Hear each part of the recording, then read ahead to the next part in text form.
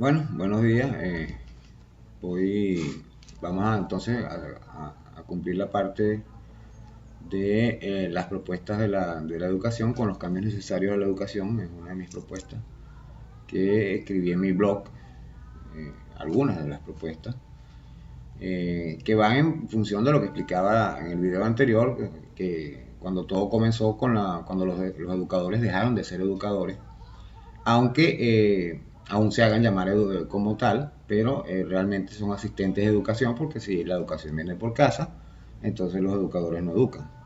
Es una simple lógica de 2 más 2 son 4. O sea, no hay ninguna eh, cuestión especial en esto. Esto viene, lógicamente, como explicaba, desde los años 90, que se implementó el neoliberalismo, con la época de Carlos Andrés, que fue lo del Caracazo y esto y aquello. Y se eliminó esa materia de la formación social, moral y cívica de las escuelas, que se complementaba con las demás materias, por supuesto, ¿no? Pero la eliminan y colocan la de educación para el trabajo, pues, educación para ser esclavos, para producir más mano de obra calificada, barata. Y esto iba dentro de lo que era el plan de abandono del campo y esto hacia las ciudades, que se convirtieron en grandes guetos de producción de mano de obra barata, como decía, donde una gran cantidad de personas optaban por un cargo en alguna empresa o en algún negocio. Adicionalmente a esto, se bajó la calidad de los educadores, pues se les quitó la parte de la vocación y comenzaron a querer trabajar en el sistema educativo, en los ministerios, pero para el 15 y último, no importaba si eran maestros o eran oficinistas o eran BDLs, porque buscaban la comodidad. Pues en aquella época, antes de los 80, los educadores ganaban más o menos, pero cuando ha ido decayendo la educación, lógicamente han ido bajando sus sueldos. Así también han ido bajando los sueldos de todo el mundo, puesto que se ha hecho una debacle social que ha producido toda esta desgracia que hemos tenido, que se la achacan al chavismo, pero resulta ser que, como expliqué, nadie, ni los que gobiernan, ni los militares de altos rangos, ni los funcionarios públicos, en su mayoría que son personas adultas, vienen de ahorita. Esos vienen de lo que aprendieron en los 80, 70, 80, 90, incluso hasta el 2000, que fue que nosotros empezamos a implementar cambios, sobre todo con la parte de las misiones. Allí eh, llevo años hablando entonces del rescate de esta formación social, moral y cívica en el país. Eso a todos los niveles, lo he hecho por todos los medios posibles, pero es difícil hacerlo cuando los mismos educadores son los que están en contra. Por eso decía que hay que hacer caída y mesa limpia, y hay que sacar a los educadores y poner allí a los que acepten lo que el Estado designa, que es lo que dice la Constitución, que el Estado es el garante de la educación, y en la casa se complementa la educación por lógica, pero la educación se da en las escuelas, como se hace en todas partes del mundo desarrollado, menos acá, en Latinoamérica.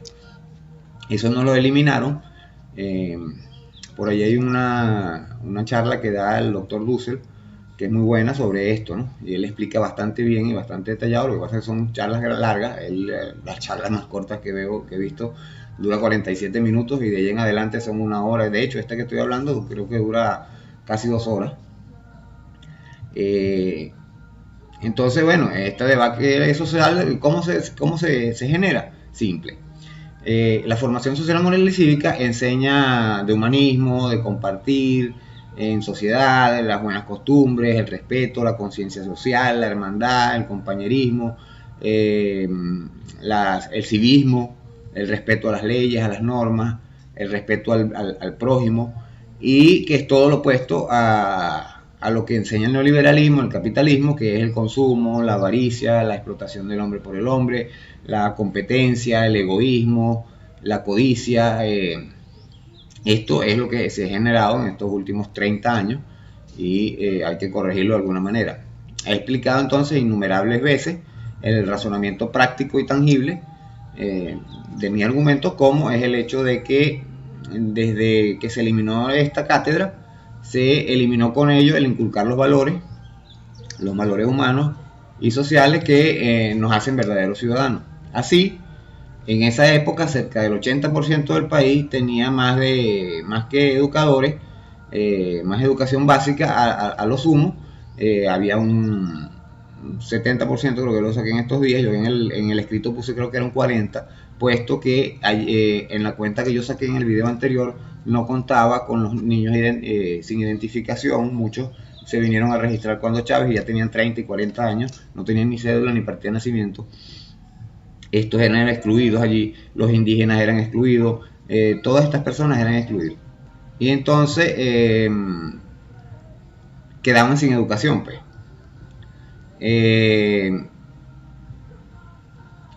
esta situación aumentaba lógicamente en el bachillerato y después se concluía en el ciclo en la universidad, donde algunos iban para las ramas técnicas, ya a ser obreros, otros iban a las ramas o quedaban con los cupos, quedaban sin cupos, que me acuerdo que estaba el grupo de los sin cupos, y eran pocos los que excedían, y de estos pocos solo se graduaba menos del 10%, entonces el 10% de la población controlaba el resto, el 90%, y eso es lo que está buscando la oposición, volver, ser ellos su 10%, al cual ese 10% de paso, los que van a Oxford, a Cambridge, a no sé qué, que son los de las líderes de la oposición, que es el 1%, domina a ese otro 10% que a su vez domina el 90%. Esa es la pirámide de dominación que se aplica, pues, en este país desde la colonia para acá.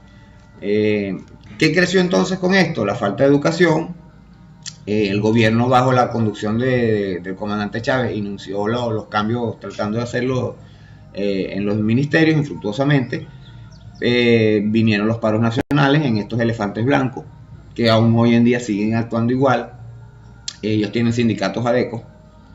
Usted los ve que se reúnen cual frente partidista de Acción Democrática o de COPEI, y Guaidó los llama a paro y ellos van a paro. La cuestión es que ellos fueron a paro en el último paro nacional, pero Guaidó no cumplió y su gente no cumplieron, y los políticos no cumplieron, y solo hubo paro educativo, una parte, ojo, la parte de la educación que es de la oposición. Entonces, ¿cómo educa a alguien que no está educado? Eso es imposible. Tú no puedes decirle a alguien que no tiene educación que eduque a sus hijos. Eso es absurdo. Es algo contraproducente. Los maestros, entonces, no sé por qué se hacen llamar maestros si no van a educar, sino que van a dejar ese trabajo a los padres y al televisor. Esa parte tampoco la dije en el video pasado, que los padres están muy ocupados trabajando, entonces generalmente es la abuela la que asume allí ese rol, y los abuelos ya no están para estar educando por la edad, se hacen mucho más apacibles de paso y tienen menos carácter, pues, y pierden incluso ciertas reglas de la casa, porque los muchachos se imponen. Eso ha hecho una sociedad de jóvenes hoy en día, los millennials, que son delicadísimos, que no los puedes ni tocar porque se le ofenden sus susceptibilidades, y resulta que el televisor entonces termina haciendo el trabajo de adoctrinamiento en función de la bandera norteamericana en todas las películas, que si la cachifa se enamora del rico y entonces se van a salir adelante. Todo eso es puro mentira. Tanto la bandera norteamericana como lo de la cachifa, todo eso es mentira, en las novelas esas de Corín Tellado y esas cosas. De ahí entonces nacen las misiones educativas para tratar de corregir este entuerto fuera del sistema educativo que estaba corrompido, que está controlado por la oposición, y la manzana podría terminar dañando también las misiones. Comenzaron muy buenas. Yo tengo algunas carreritas estudiadas por allí. Una de ellas fue la última, la estudié en la misión Sucre, que es turismo. De hecho, ni siquiera he ido a buscar el título porque lo que quería era estudiarla, pues, o sea, quería aprender ciertas cosas que no sabía de turismo, porque toda mi vida me ha gustado esto de la historia, los sitios de interés turístico, de interés histórico. Me gradué y no he ido a buscar el título a Caracas, al colegio universitario. De ahí entonces nacen estas misiones educativas, Y nacen otras misiones posteriores, la de salud también, fue más o menos al mismo tiempo, que fue Barrio Adentro, y porque el sistema de salud tiene el mismo problema que el sistema de educación. Entonces, usted ve que dotan a los hospitales de equipamiento, de medicinas y todo, y entonces los buhoneros bachaqueándolas en la calle. Esto incluso ha corrompido, la manzana podrida ha corrompido incluso a parte de la gente de Barrio Adentro, y entonces de los CDI también se sale los medicamentos. Tenemos unas farmacias aquí que abrieron, una farmacia social, y entonces ven los medicamentos que dicen allí, que dicen no prohibida su venta al público, que son para donar, para obsequiar, y los ven en la calle los bachaqueros vendiéndolas. Entonces, al poder no le importa mucho que la enseñanza pública no sea muy buena, porque así los hijos de los pobres no podrán competir con los hijos de los ricos. Está todo muy bien tramado para dominar, para que no tengamos una democracia y para que no mande el pueblo. Esto lo decía José Luis San Pedro, que es muy importante. Saramago habla de la conciencia. Todos estos pensadores, en algún momento voy a hablar de ellos, porque ya es la parte de filosofía como tal. Y sin filosofía no hay futuro. Por eso me pareció tan bueno el programa que hizo Pérez Pirela la semana pasada. La semana pasada digo porque desde el domingo empieza la nueva semana y él hizo el programa el viernes. Entonces, hoy inició nuevamente esta campaña para el cambio radical de la educación del país, que yo llevo promulgando desde el 99, cuando la constituyente, y como hago más adelante en este blog,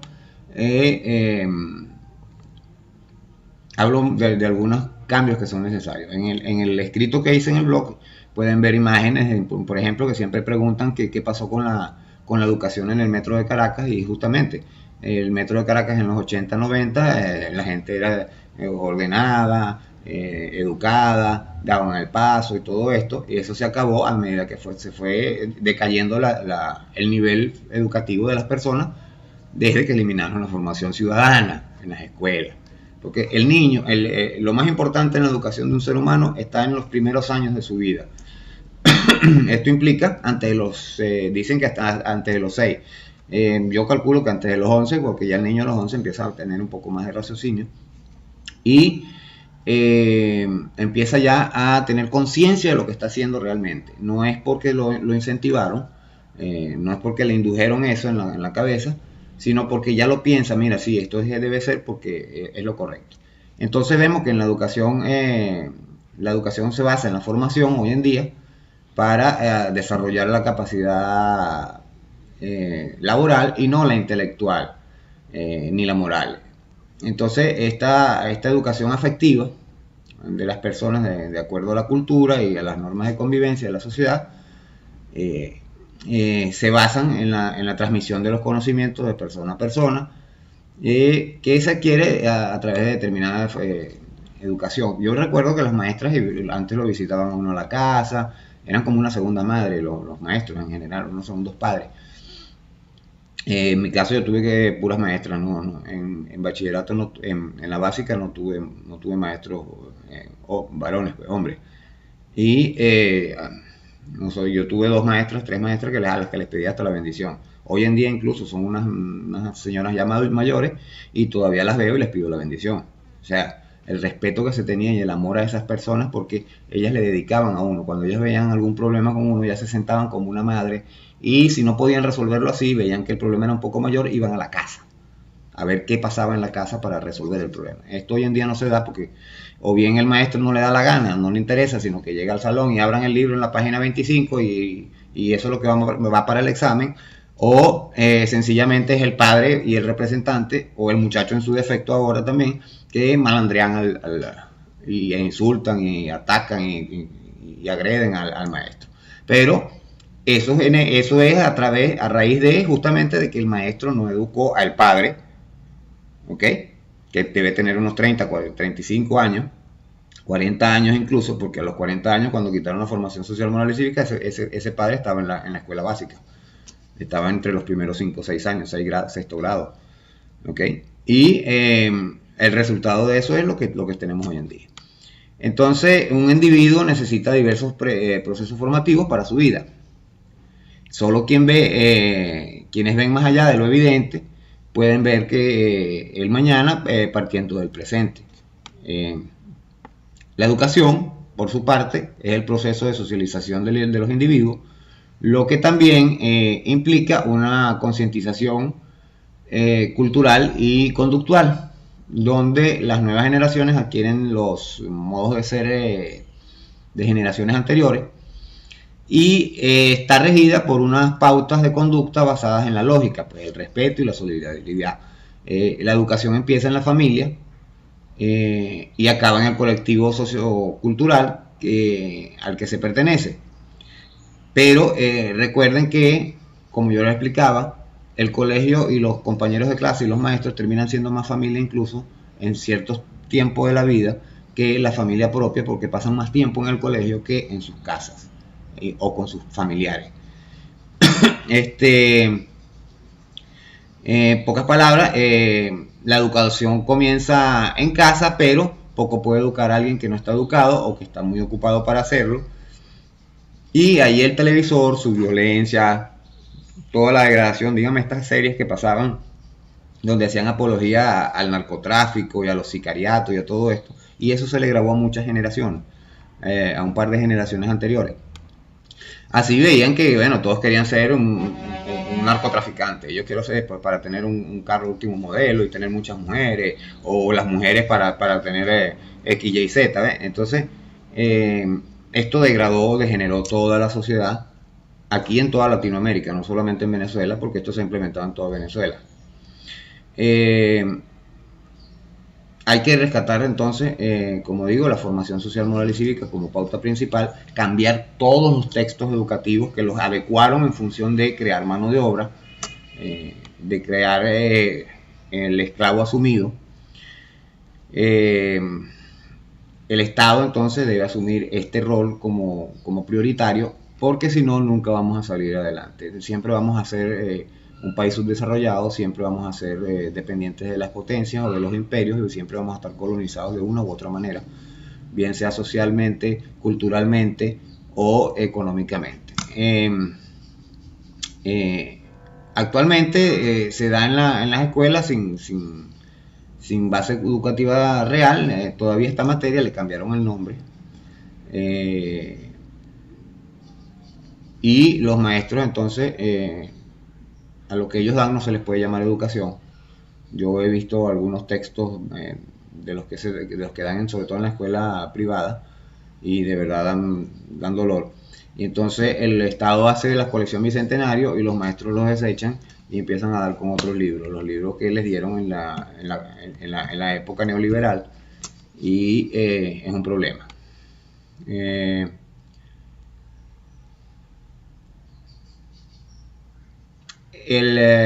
Si no se da la formación social, moral y cívica, no se educa de ninguna forma. Realmente lo que se hace es capacitar, como digo, para el trabajo, para trabajarle a los demás. Y la corrupción no la vamos a resolver usando la fuerza, usando más policías, usando más cárceles, ni nada de esto, ni cayéndoles a plomo, ni usando el FAE para erradicarlos, como quien dice. Esto solo se elimina con la razón, con la conciencia. Es así que solo rescatando la formación social, moral y cívica a todo nivel ciudadano, hoy en día habría que aplicarlo hasta en las universidades, incluso en las instituciones públicas y privadas.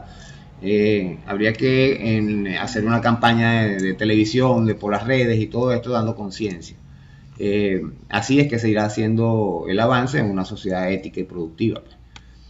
Para acabar estas desviaciones de la personalidad es necesario entonces instruir complementariamente a los niños, jóvenes, adolescentes y adultos jóvenes, e incluso a los mayores, no tan solo a proporcionarle conocimiento y habilidades, sino también ideas y experiencias para darle una determinada formación que complemente su educación. La delincuencia entonces en Venezuela comenzó cuando le quitaron la autoridad, dicen que a los padres, pero yo no estoy de acuerdo con esto. Sí me parece que el error de mi madre estuvo metida en eso de la lona cuando se hizo la ley, y ella dice que los cambios que le hicieron fueron demasiado radicales y se desautorizó demasiado a la familia.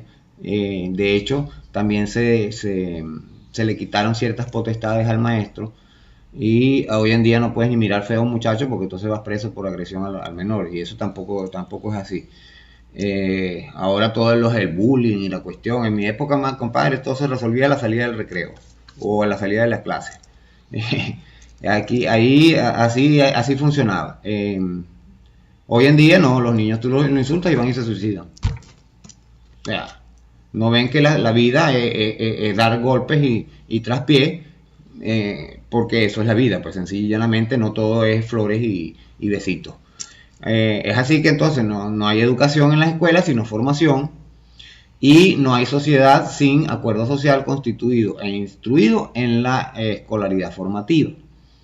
Claro, debe estar regentada por el Estado en el marco del Programa Educativo Nacional Público. Por ello, he pensado en enviar una serie de propuestas a la Asamblea Nacional Constituyente. Se las envía a un camarada, pero no sé qué ha pasado con esto. A mí no se me ha llamado a preguntar, a consultarme para que explique los puntos que doy, pero aquí más o menos les voy a nombrar algunos. Pues.